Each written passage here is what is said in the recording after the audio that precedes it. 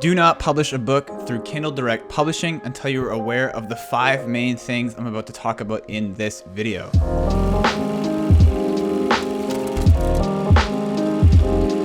What is going on, guys? My name is Dane. I'm assuming you noticed that the lighting and everything is a little bit different. The intro for this video actually glitched out yesterday, so I was actually recording this video yesterday and I noticed it today, so I'm just redoing the beginning, so I apologize for that.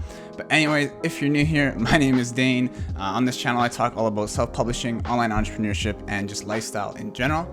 So if that kind of thing interests you, make sure you subscribe to the channel, drop a like, and hit the notification bell so you know when I post new videos. In today's video, I'm going to be going over my top 5 things that I wish I knew before I started Kindle publishing. And so if you're brand new to Kindle publishing, these are 5 main things that you definitely need to know before you dive into the business and actually get your feet wet and start publishing books.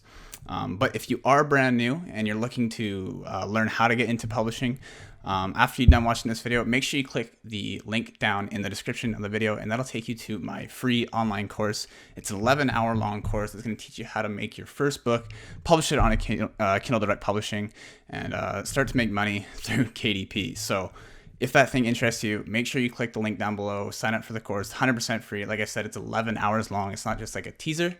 But yeah, click that link. And without further ado, let's get into the 5 main things that I wish I knew before I started Kindle Direct Publishing.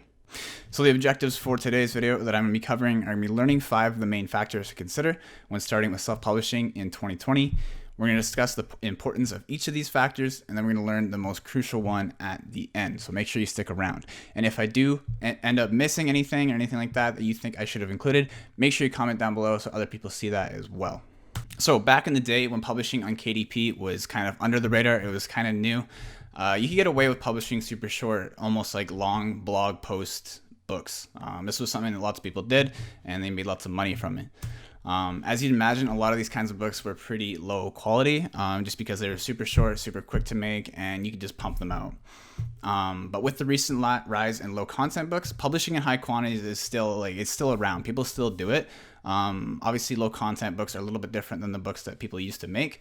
Low content books you can definitely get away with now, and they're super popular and they work. It's definitely a way of making money on Kindle, but it works in some cases only, I would say, and it's something that I see personally as like a side income. It's not like a full-time thing, publishing low content books. So what I highly suggest doing is putting your main focus into high quality, high content books. So 25,000 words and above. And sometimes I do make books that are a mixture between high content and low content that work their way around like 10,000 and 15,000 words. So these kind of books are the kinds that I recommend nowadays. So publishing high quality, higher content books you're proud of is the way to go.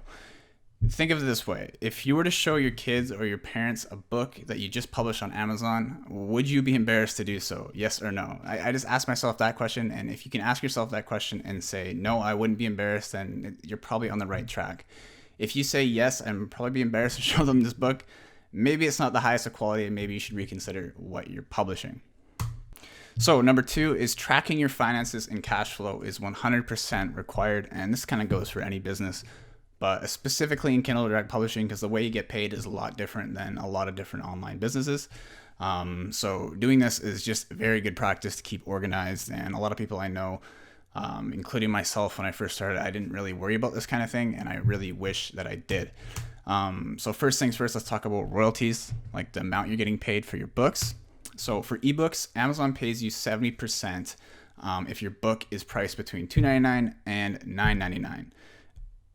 Outside of that range, they'll pay you only a 35% royalty. And the reason why is because Amazon thinks that pricing your book between $2.99 and $9.99 is where you get the most sales. So that means that Amazon's making the most money, you're making the most money, so they reward you for that and give you a 70% cut of that rather than 35%. For paperbacks, expect a 70% royalty depending on how many pages and a certain extra features, like if you choose to have like colored print or black and white print that your paperback might have. So depending on what your paperback has in it, how long it is, all these different things, it's going to cost different, but you're going to need a 70% royalty.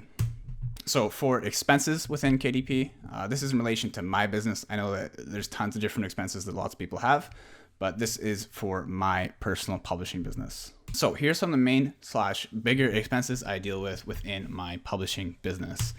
So writing costs, Amazon ads, book launch promotions, book covers, virtual assistants, editing, proofreading, accounting and bookkeeping, and anything else. Like those are the main ones right there. I have tons of other things, like little things like I have editing on there, just like formatting and stuff like that. But these are the main ones that cost the most on like a per month basis for me. So if you're looking to get into Kindle publishing, just consider those things as some main costs that you have to look out for. And finally, is getting paid. Let's talk about how that works. So Amazon KDP doesn't pay for around 60 days after a given sales period. So for example, the royalties you earn during January of this year, for example, won't be paid to you until the final days of March. So 60 days after that sales period. So this can be shocking for some people, especially if you're brand new and you see this. Most people are used to like a 2-day or a 2-week period. If they have like a regular job, they get paid every 2 weeks. Amazon, it's every 60 days. So, but as long as you know about it and you're aware of the delay, you should be able to prepare for it and take the necessary precautions when it comes to dealing with spending and your expenses. I know for me, when I first learned this, it was like, wow, I gotta wait 60 days to get paid. But after you get to that 60-day point, you're actually getting paid every month, I guess, if you think about it. Every 30 days, because you've already worked your way around that first initial, I guess, incubation period where you had to wait for the initial 60 days. So that's just something to take into account. And I know that's surprising for a lot of people, so I want to make sure that you know about it before you get into the business. So number 3 is your launch phase is crucial. And I'm sure most people who are in Kindle Direct Publishing right now will agree with me. Your launch phase is absolutely crucial. If you mess it up, then your book has potential to not do very well. So nowadays, writing the Amazon algorithm is a statement you need to get familiar with if you're part of the Kindle Direct Publishing community. The most powerful and profitable way to generate sales on Amazon for your book is to be on good terms with the Amazon algorithm. If you can manage to have a powerful launch during the first month of a new book's life, you'll be in good hands with the Amazon algorithm for the most part. If you can manage to get that first month out of the way and have a solid stream of sales with your book and show that your book is worthy of being represented by Amazon's algorithm to potential buyers, you should be in good hands for at least a few months, as long as you can keep up with things with your ads, keep up with a good book, keep good reviews on your book. And that's why high quality books are so important. If you have a high quality book, then that's just the foundation of everything. You're gonna get good reviews, you get lots of sales, and you're gonna continue to get sales for months on end. This means Amazon will show your keyword to more potential buyers without you having to pay an extra dime. So if you're ranking with the algorithm and not having to rely solely on ads, and you're ranking on like the first or second page, then that is ideal for you. Given the mind-blowing amount of customers on Amazon, you can only imagine how well your book does once it's ranking on the first page or second page for its main keywords. The launch phase I've been using consists of 4 key parts. So when it comes to launching the book and making sure I get on good terms with Amazon's algorithm, I really focus on these 4 key parts. So part 1 is preparing your book and promoting it to pre-reviewers so that they can read it before it goes live and leave reviews on the first few days once it is live. Part 2 is running a free book promotion for around 2 to 3 days right when your book goes live to get people into your ecosystem, which we'll talk about later, reading your book and leaving more reviews. Also, you want to submit the free book to a few free promotion. Promotion websites and services to get an even better boost when you are first promoting your book and you're dealing with that launch phase. So part 3 is once the book is done, the free book promotion that we just talked about, and you've accumulated some reviews, begin running ads to both versions of your book, so the ebook and the paperback book, to maintain consistent sales from day 1 and really get on good terms with Amazon's algorithm. And then finally, part 4 is have multiple paid book promotions set up with book promotion websites to boost your sales and even more during the first few weeks. So if you have those book promotion websites set up before your book goes live, you do have to book them like a few weeks before, just because they are pretty booked up with other people's books. But if you can get book promotion websites booked up before I'm saying book like 10 times, before your book goes live, then you're going to be in good hands because you can get that extra boost maybe on the 10th or 14th day. So you can show the algorithm that you deserve sales, and it's not just because you got a bunch of sales at the beginning. Maybe on the 14th, 20th day, you're getting even more sales, so it's consistent throughout the month. So from then on, if you perform these steps correctly, things should be decently smooth sailing as long as you have a good cover, of course, a good book description, a good title, etc., and your Amazon ads are set up effectively. And just recently, I made a 2-part series all about Amazon ads here on YouTube. So if you want to check that out, it's linked in the description down below. Number 4 is little to no credibility equals little to no sales. And this should be pretty obvious, but some people don't take it into consideration. So I want to make sure that I mention it here before you get on to Kindle publishing. So first things first, let's talk about reviews. Having no reviews on a book just shows that it is not proven to potential buyers. And that goes for any product in the world. But specifically books, if you land on a book on Amazon that has no reviews, it kind of looks weird. There's no credibility to it. The main factor for most buyers pulling the trigger is reading reviews and seeing what people think. And obviously these reviews have to be good. You can't have a book selling with like 1-star reviews. Make sure that the reviews are good. And this all comes back to, again, having a high quality book. So if you need more reviews, consider free giveaways, building an email list, and utilizing services like Booksprout and Puppy.co. These are both services that help with getting reviews. Booksprout is more of a pre-release thing, and then Puppy is something that you utilize once your book is live, and you can get reviews through their service. So another thing with building credibility is using testimonials in your book description. So reviews or testimonials in your descriptions. So once you've established reviews on your book, so once you've established the first part that we just talked about, feel free to include your best reviews in your book description. This is super powerful as people who click on your book oftentimes see the book description first. This is the first thing they see. Obviously they see your cover, they click that, and they go into your book listing, and then they see your book description. Seeing a positive review right away is a good way to gain trust and instantly gain credibility with the buyer as well. So here's an example of one of the best-selling books on Amazon. It's called The Body Keeps the Score. But you can see in the description here at the very top, in that red box, there is some social proof. It's the #1 New York Times bestseller. So the buyer sees that right away, builds a lot of credibility. And then below that, they have some reviews and testimonials from people, bigger name people who have read the book and saying what they think of it.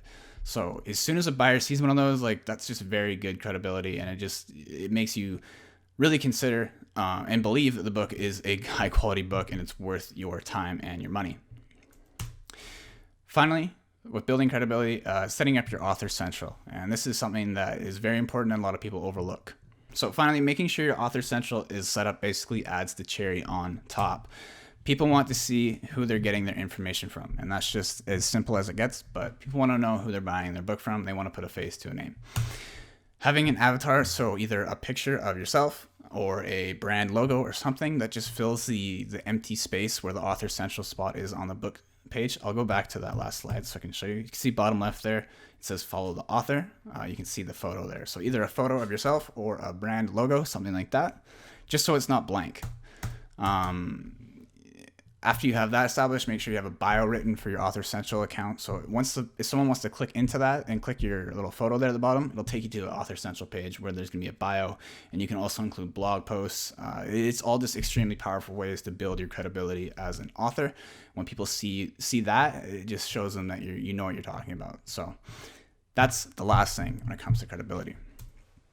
So number 5 here, the last one on the list, is treat your book as the main gateway into your ecosystem. And you heard me talk about ecosystem earlier on in this video, but now I'm going to go into what an ecosystem is and what I'm talking about. So let's do this. So with book prices getting lower and lower so often and competition becoming more and more fierce with books, obviously any business that happens, but it's also going to happen with Kindle as well. As time goes on, it's important to consider building your own ecosystem and not just relying on Amazon's all the time. What does this mean doing? So treating your books as assets / gateways to drive traffic into your own personal ecosystem. And think of your books the same way as someone purchasing an iPhone from Apple. Once someone purchases an iPhone, they're instantly introduced to the Apple ecosystem. Why? This is because there are hundreds of different products and services that Apple offers, which are complementary to the iPhone. So when you buy an iPhone, you're not just buying the iPhone, you're buying an Apple product and you're becoming part of their ecosystem. And with that iPhone, there's tons of different products that Apple sells that they can upsell you on that accommodate the iPhone. They're complementary to the iPhone, like these AirPods here that I'm holding. I have a MacBook here that I'm recording this on. I have an iPhone here. I'm a part of the Apple ecosystem. So when someone buys something from Apple, most of the time it's going to be an iPhone. They're introduced to the ecosystem, and there's way more products they can buy. Like I just said, and these additional products, services are all complementary to all of Apple's products. In order to expose you to these additional products and services, it either happens organically, so you just kind of hear about it from a friend, word of mouth, or Apple sends you emails and runs ads to raise brand awareness and get you to buy more things and become more a part of their ecosystem. So this is all because you decided to purchase an iPhone. And if you didn't decide to purchase an iPhone, you might buy something in the future, part of Apple, but the main contributing factor is because you got that the iPhone, and that acted as a gateway into the Apple ecosystem. So it works the same way with your books. I'm sure you're guessing what I was getting at there. So once someone has bought one of your books, getting their email, building a strong relationship with them, and then offering additional products, services, free offers, giveaways, whatever it may be, that's all related to your main book's niche, is how you build an ecosystem of your own. So taking people off of the Amazon platform / ecosystem and adding them to your ecosystem. This gets you away from the problem of always relying on Amazon and finally being able to charge whatever you want for your products / services, and also never have to worry about Amazon like going away or banning your account. You're building your own ecosystem so you can sell things on your own ecosystem.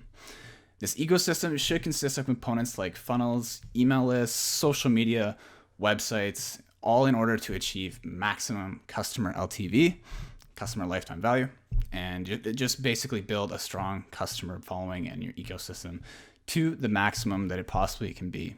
So building an ecosystem and establishing a brand outside of Amazon is one, like there's tons of other things that I talk about, but this is just one main thing that I'll be discussing in my advanced publishing program. So what I talked about at the beginning of this is my beginner publishing program. It is free. It's in the description down below if you want to join it. But in my advanced program, which I am currently building, it's called Publisher Supremacy. It's set to launch next month, so in September. Right now it's August when I'm filming this. In September, the course is set to launch for a highly discounted rate.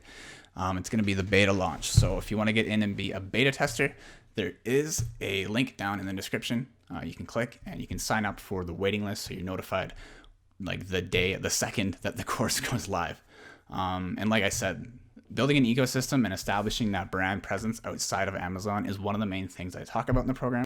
I also talk about making very high quality books, turning your books into a full-on business, and also how to get onto Audible and expand your book business in so many different ways. So that is what Publisher Supremacy is all about.